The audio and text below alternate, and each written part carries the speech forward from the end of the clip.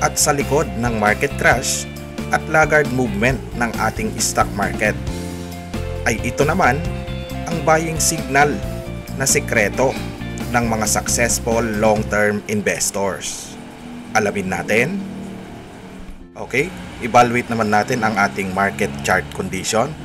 Andito yung ating chart, minarkahan na natin. And as explained earlier, na-discuss natin itong ating mga factors that affecting the market. Itong ating economic crisis, no? Kung bakit siya nagkakaroon ng laggard movement at downtrend pa rin ng how many years na, no? Starting from 2019, no, up to this year 2024. Mapapansin natin itong ginuhitan ko dito ng chart na downtrend movement, almost 5 years na ito, no? At saka laggard yung kanyang naging price action. Okay?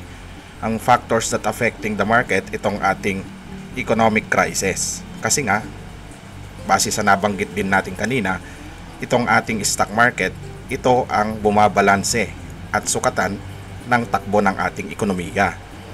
At ang economic crisis na pinagdaanan natin, itong number 1, pandemic, makikita natin nag-drop ito, no? Very exaggerated, no? Yung kanyang pag-drop.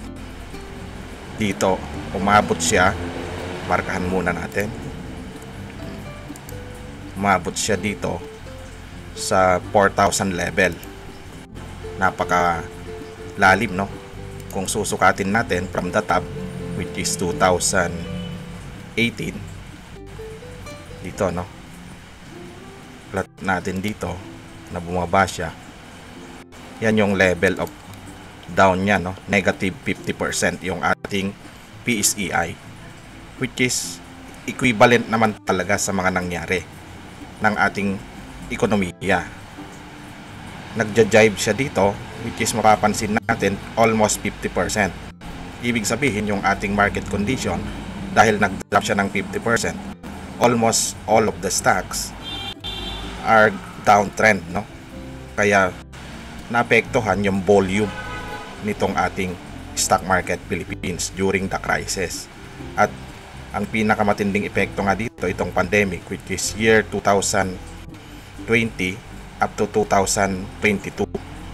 Base sa ating nabanggit kanina, almost 2 years na naramdaman natin ito, na halos bumagsak yung ating ekonomiya. And then secondly, itong number 2, no, after the pandemic, nagresulta ito ng inflation, which is makikita natin na nagko-consolidate lang itong ating market during the time ng year 2022 up to this time, no? Because of this inflation, subjected naman siya na magkaroon ng recession, yung pagtanggal ng ating mga empleyado dahil nagkaroon ng market crisis, no? At ito yung paraan ng mga kumpanya para makasurvive sila, yung nagbawas ng mga salary expenses. Okay? And then number 4, yung na-discuss din natin kanina, base sa war of Russia in Ukraine at itong ating climate changes. And we have 2 more additional, no? Recently, nagkaroon ng USA President election. Ito naman may factors to be considered at this moment, no? Na bumabagsak ulit yung condition ng ating market. And then itong Bitcoin bullish. Mamaya, i-discuss din natin ito. Itong number 5 and number 6, no?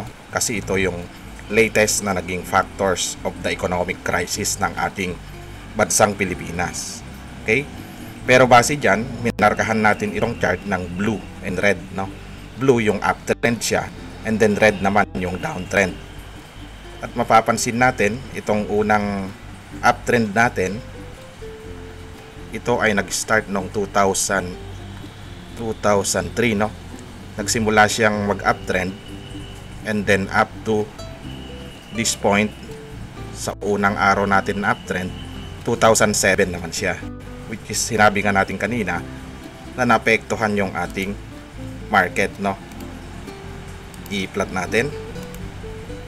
Ito yung top naman ng ating market during 2007. At ito yung nag-support, no? dito sa ating pandemic. Almost tinatch niya ito, then nag-proceed uli siya going to the upside, no? And then consolidation na siya. Okay? Pero kung i-analyze natin yung naging takbo ng ating market starting from 2023, no, up to 2007, uptrend talaga siya. And then during that time, 2007 up to 2009, ito naman yung nagkaroon ng Great Recession. Almost 2 years ang kanyang naging duration ng Great Economic Crisis, no? Itong recession ulit. Ito yung first Great Recession na nangyari sa ating ekonomiya, at mapapansin natin ang reaction ng market talaga going to the downside, no? Kung ang top natin is dito, sukatin natin, no, yung naging down niya. Halos ganun din, no, nag-coincide siya. Negative 66% naman yung ano niya, downtrend nitong ating market. Pero after that, no, take note, after the 2 years na downtrend ang ating market, bumulusok naman ito pataas since year 2009 up to 2017 and 18 naman, no. Napakatagal na panahon, 8 to 9 years yung ating bullish yung ating market. Itong namarkahan nating napakahabang uptrend, no. Ganyan yung bull market. Okay? Sukatin din natin yung naging bull market for almost 8 to 9 years. Kuha muna tayo ng ano, itong ruler. Ayan, para makita natin. Ang uptrend naman nito, almost 456%, no? 4 bagger naman yung nangyari dito sa ating market for the span of 8 to 9 years na naging bullish yung ating market. And then after that, naging downtrend na siya 2009 up to this point, no? 5 years naman siya dahil sa matindi ang economic crisis na nangyari. Okay, 2 years yung ating previous na nagkaroon tayo ng market pull down o itong ating market crash, no? At ito ngayon naman, presently 5 years na, no? Mas mahaba yung naging market crash natin. Okay? Kung i-check din natin yung market crash up to the present, no, ilan pa yung downtrend natin. Meron tayong 26% na downtrend. Pero base pa lang dito, ma-analyze natin, no, ito yung sikreto. Bakit natin nilagay dito na buying opportunities itong ating downtrend na movement ng market? Kasi bibihira itong mangyari, guys, no? I-take note ninyo ito. Ito yung buying opportunities ng mga long-term investors. Ito talaga yung inaantay nila, no? Marami nagsasabi, karamihan, kung isa kang trader, sasabihin mo talaga na ang quotes na sinusundan natin is do not catch a falling knife, no? Pero para maging iba naman tayo, ang nagiging sikreto sa likod ng mga successful na investors, kasi hindi mo naman kailangang bantayan itong ating market. Kailangan mo lang pumasok during the time of crisis, no? Kasi sabi nga nila, at the other side of the coin, makikita natin yung buying opportunities, no, na tinatawag.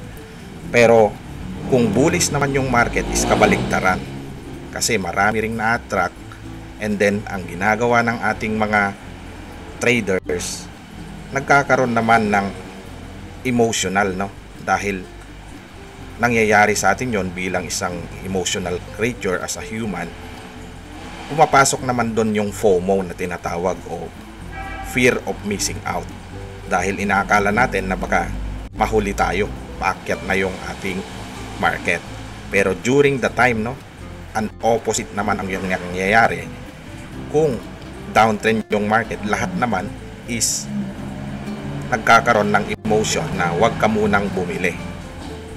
Pero hindi mo kailangan bumili naman ng volume, no, during the time of crash and market crisis. Kasi ang market crisis natin, base dito sa ating chart nga mapapansin ninyo itong 2 years recession during 2007 to 2009, napakahabang span, no? Dito naman pumapasok yung mga long-term investor na bodegero. Magbubudega ka lang during the market crash, pero ang strategy na gagamitin mo is buy, hold, and forget, no? Yun naman yung rule. Ang ginagamit dito, yung rule ni Warren Buffett, no? Rule number 1, do not lose money in the stock market. And then the rule number 2 is do not forget the rule number 1. Yun naman yung ipinapasok nila na strategy. Ibig sabihin, bibili ka during the market crash, pero kakalimutan mo muna yung bodega mo, no?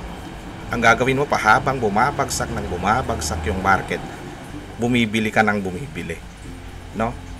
Consistent yung buying mo. Hindi ibig sabihin na bibili ka as volume, no? Uunti-untiin mo siya habang pababa siya ng pababa. Yun ang tinatawag nilang averaging down. Kasi once na na-hit mo, nag-average down ka dito, pababa ng pababa yung ating market, gaya nung nakikita natin ngayon, no? Dito sa ating arrow, yan, pababa ng pababa yung market, nakabili ka dyan hanggang sa baba, and then after that, mai-exceed niya, no? Kahit anong mangyari, mag-i-exceed at mag-i-exceed siya sa part na ito. Kita niyo yung part na yan, ito, nag-exceed siya pa rin dito. Okay? Dahil nag-exceed siya dyan, dito naman sa part na ito na, dito ka na bubulusok, no? Yan, ng pag-akyat. Okay? At dito, ang gagawin naman ng iba is papasok yung fear of missing out, papasok na yung ibang mga investors, yung mga foreign investors natin, bobombahin yung market. Pero at that time, nakabodega ka na dito sa ilalim. Babantayan mo na lang at ihintayin, no, kung saan yung limit na makikita mo na okay na yung profit, and then dun ka na magsisell. Yun yung strategies na inaantay natin. Kaya nakita ninyo dito, presently, itong chart natin, 2019 to 2024, yan yung opportunity of buying. Pero hindi pa naman huli ang lahat, guys, no? Kasi ito, we expect the market na magko-consolidate ito up to 2026. Kaya kung sa mga nag-i-expect, no, at saka sa mga beginner natin na gustong pasukin yung ating stock market, pwede na ninyo dito, no? Hindi pa huli naman ang lahat kasi consolidated pa rin yung ating market. Okay? Pakita natin. Tanggalin muna natin to. Yan. Since yan yung ating chart, no, ang magiging movement kasi uli niyan, mag-drawing tayo.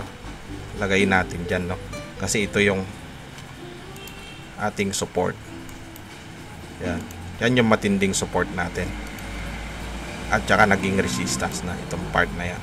Ngayon, pwedeng ang gawin ng market natin, medyo laggard lang siya, pero hanggat maaari nga ayaw nating umakyat muna yung market para makabili pa tayo during the time, no? Kasi babasagin niya ito hanggang mabasag niya yan, magsusupport uli dito hanggang mag-support sa susunod na natin line, hanggang sa butasin niya ito, guys, no? Pag binutas niya yung top na yan, paakyat na yung ating market. Yan yung magiging chart natin na possible, no? Possible chart yan na pwedeng mangyari. Okay? At uulit-ulitin niya pa rin palagi itong upside natin dito. Itong part na ito na nag-upside, uulitin niya yan. Pero long term niya ito mauulit, no? Itong chart na yan. Okay? Kaya yan yung magiging guide natin. Pwedeng maging ganyan yung takbo ng ating market. Okay? Pero once na nakabili ka naman dito at long term yung tinitingnan mo, Sabihin natin 2024 to 2026, bumibili ka dito sa area na ito. Panonoorin mo na lang, no, kapag nakapagbodega ka dyan habang paakyat na yung market natin. At habang bumibili pa yung iba, the time na mangyari ito, ikaw naman is magbebenta ka na kasi meron ka ng profit. Yun yung strategy ng ating market, no? Okay? Very simple strategic lang, no, yung kailangan mong gamitin. Kasi para sa akin, itong ating stock market, tinitreat ko siya as a retirement fund, no? Parang SS o ano pa bang tawag natin sa mga public, GSIS, monthly kinakaltasan ka ng opisina, no? Pwede mo rin siyang i-treat as a retirement fund, no, for long term. Halimbawa, 10 years, 15 years, 20 years, antayin mong umakyat yung market. Pero ang strategy na gagawin mo, very consistent, no? Habang ikaw ay sumasahod din monthly, ititreat mo siya as a retirement fund. Kukuha ka lang ng konti and then ilalagay mo doon. Monthly mo siya, consistent mo siyang gagawin ng 2 years, itong 2024 to 2026. And then after that, no, iwan mo lang siya na hindi mo siya gagalawin habang inaantay mo na maging bullish ulit ang ating market. Okay? Bilang isang investor ng ating stock market Philippines, I entered to invest in the stock market Philippines during year 2019 up to this present. At ang ginagamit kong 8 golden rule of long-term investing strategies, we have number 1. Rule number 1 is never lose money.